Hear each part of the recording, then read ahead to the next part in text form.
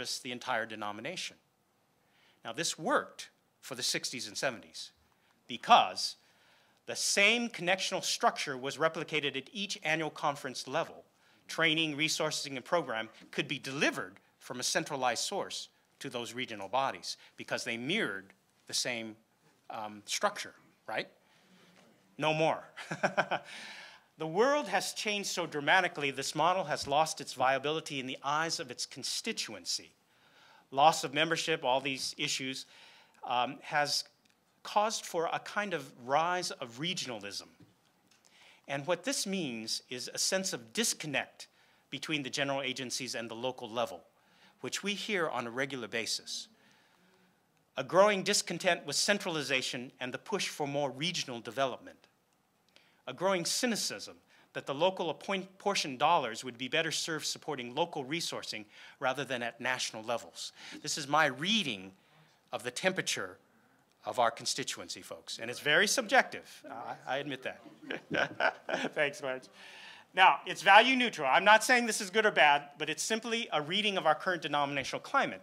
In fact, a shift to total decentralization could mean our denomination's loss of transformation at the worldwide level.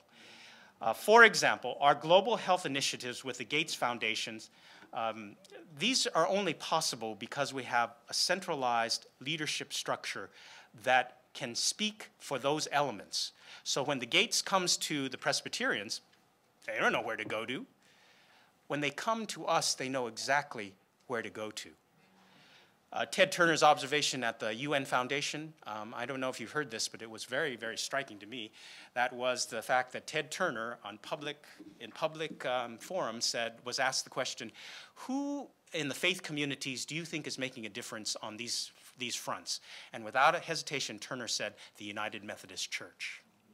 That's how powerful we've become a player in some of these initiatives, especially global health. But for us, AU has always been our shining star. And I think that that was only possible with a centralized structure like we have. If it was regionalized, we would never have done that university. Okay? So, transformation of the world is probably at its best or strongest at the national level. Making disciples of Jesus Christ probably as strongest at the local level. And here we have Wesley's classes and all of our understanding of transformation that happens in individual lives. But the paradigm is this. There's an integration of those two, so that transformation of the world takes place at the local level.